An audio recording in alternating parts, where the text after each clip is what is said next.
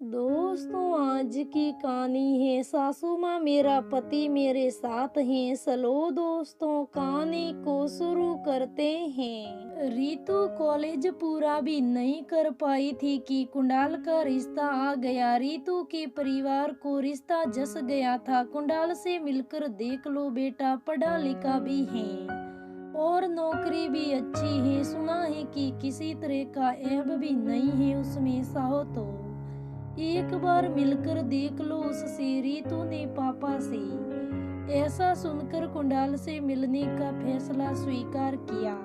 कुणाल बहुत ही सुलझे स्वभाव का था। उसके व्यवहार और उसकी बातचीत का सौम्य तरीका रीतु का दिल उस दिन जीत ले गया। कुंडाल से मिलने के बाद रीतु ने उससे ही शादी करने का अपना निर्णय भी पापा से कह दिया। धूमधाम से शादी हुई कुंडाल और रीतु की, और अब 2 हफ्ते के लिए हनीमून पर चले गए।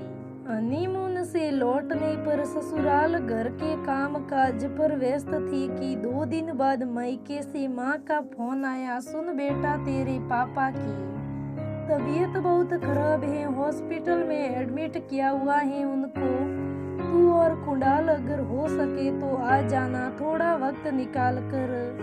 माँ से पापा की खराब तबीयत का समाचार सुनकर रीतु चिंतित होते हुए कुंडाल को भी बताती है और मायके जाने की बात कहती है। कुंडाल विश्वास दिलाता है कि शाम को समय निकालते हैं, वहाँ के लिए हम शाम को निकल जाएंगे। लंच के समय सब एक साथ थे तो कुणाल ने अपनी माँ को बताया कि शाम को वो रीतु को उसके मायके छोड़ाएंगे क्योंकि उसके पिताजी की तबीयत ज्यादा खराब है। कुंडाल की माँ सुनते ही बोलने लगी, हमने शादी सहारे के लिए की थी, हमने यहाँ अपना बजट खराब करके इसका मूड संवारते रहने के लिए नहीं।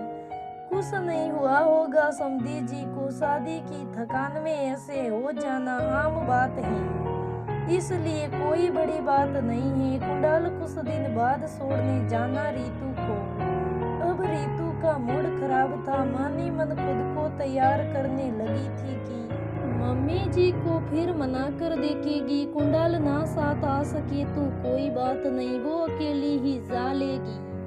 लोग नाते रिश्तेदार तो बातें बनाएंगे, मगर वह पिताजी का हाल साल तो जान आएगी। मन की उधेड़ बूंद में गुथी हुई रीतु रसोई के काम निपटा रही थी।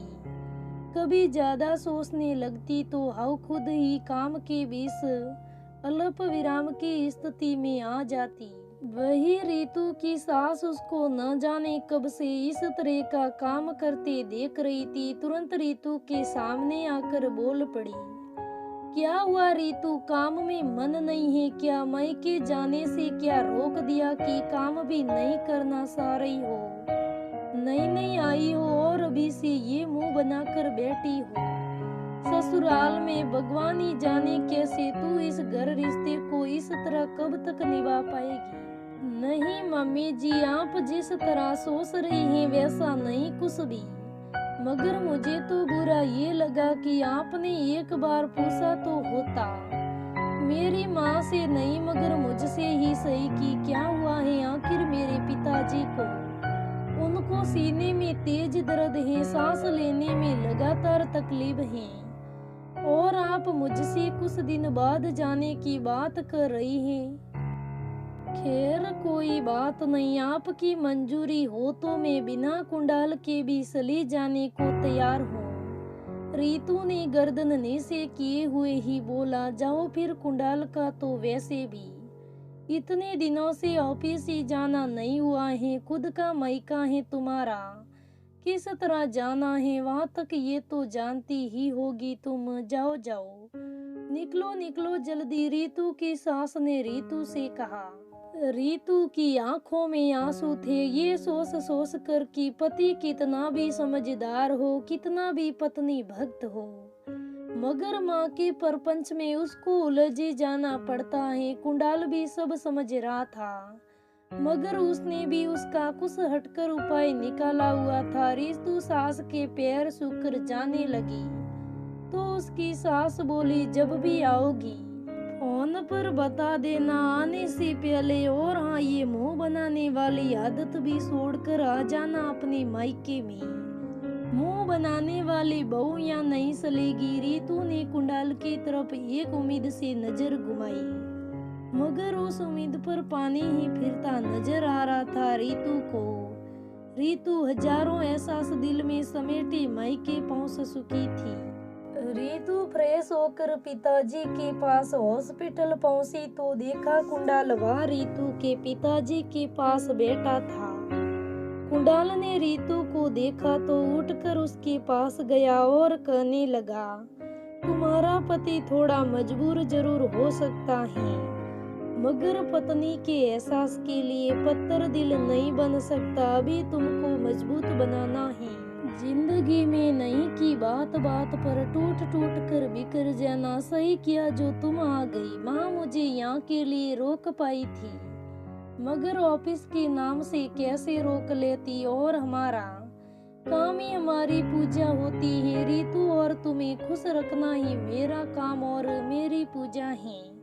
कुंडाल की बात सुनकर रितु बहुत खुश हुई। आते आते सास के कई कड़क शब्दों को सहन कर लेने की हिम्मत आ गई थी रितु में कुंडाल का प्यार और साथ पाकर।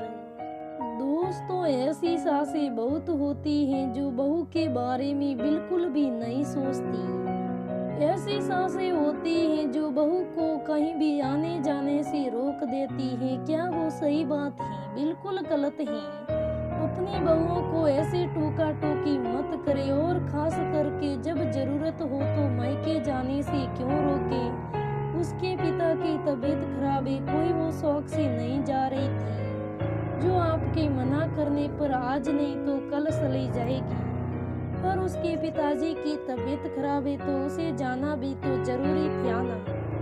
इस कहानी में रितु की सास ने रितु के साथ बहुत गलत बर्ताव किया। बहुत गलत सास थी वो। पर वैसे रितु का पति बहुत अच्छा था तो रितु का बहुत साथ दिया। तो वैसे अगर पति का साथ हो, पति का प्यार हो तो बाकी सब कुछ भी बोले कोई फर्क नहीं पड़ता। हमें तो सबसे पहले अपने पति का प्यार और साथ ही चाहिए होता है। वैसे बाद में कोई भी कुछ कहे हमें क्या परवाह। और मैं ऐसी सासों से कहना चाहूंगी, मत रोको अपनी बहुओं से, मत करो अपने घर की अशांति भंग, और प्यार से रहो, मिलजुल कर रहो। अपनी बहुओं को मायके जाने से मत रोको। दोस्तों, कैसी लगी आज की कहानी कमेंट करके जरूर बताना।